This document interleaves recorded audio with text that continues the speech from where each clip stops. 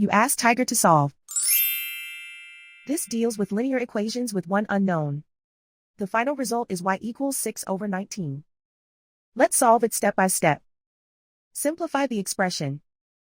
Convert the integer into a fraction. Combine the fractions.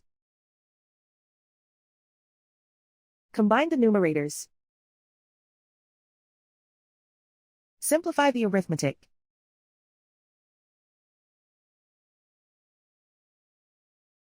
Isolate the y.